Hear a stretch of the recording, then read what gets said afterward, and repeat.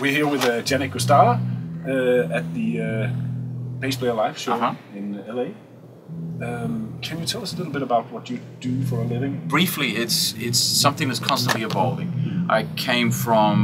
I was probably the last generation, I think, in the 90s where I just about had a cell phone when I was going to school. You know, I was going to music college, and barely had an email address, didn't have a laptop, didn't have any of these technological things that exist now.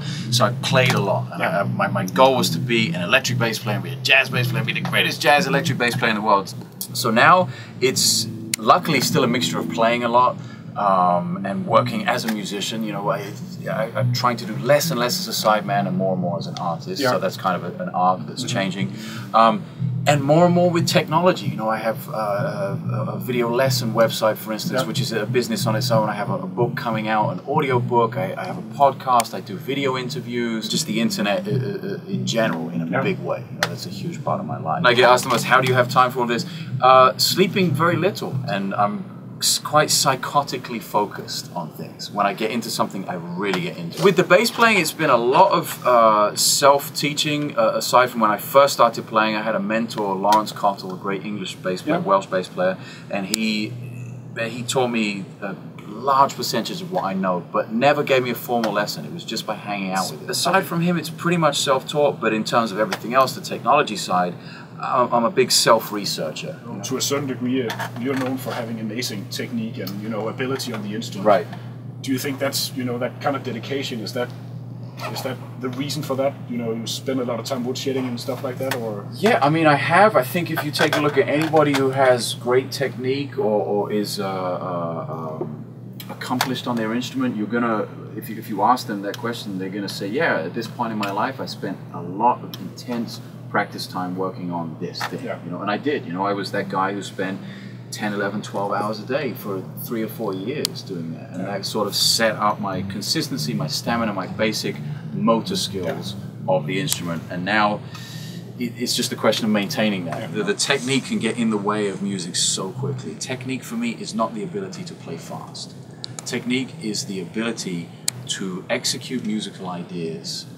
It's all about communication, and if my great technique, my flawless technique, or whatever you want to call it, is the thing that helps me with that communication, then great, but it's definitely not the focal point.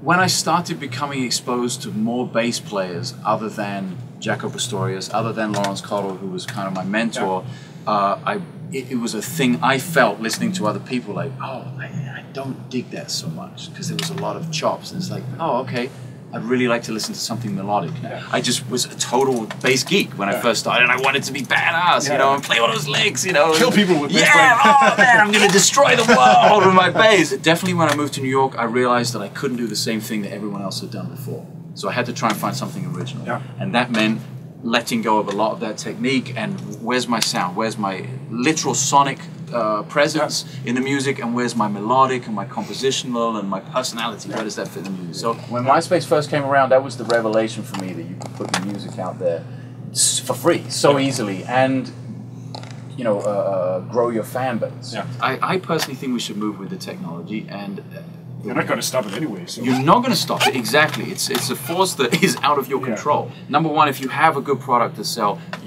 it's a good product. People are going to want to be a part of it. Number two, use the basic tools you have to put that product out there, and that's just something I've been studying a lot recently. So what's in the future for you? What are you working on now? I'm about to leave for Europe for a month to do some clinics for you guys, actually, which is going to be awesome. I'm going to play a bunch of shows, do something at the London Jazz Festival, which is cool, and just in general, growing my online business stuff to generally be as happy as I possibly can. And getting paid is nice as well, you know what I mean? So you can combine the two things. Exactly, that's the goal, man. You know, so that's it. This was a very nice way to end the interview, because you know, happiness and money and everything. It's you know. Yeah, it's important. You know, putting the human aspect of us first. Best of luck with everything, the website, and thanks so much. Man, my pleasure, man. Thank you.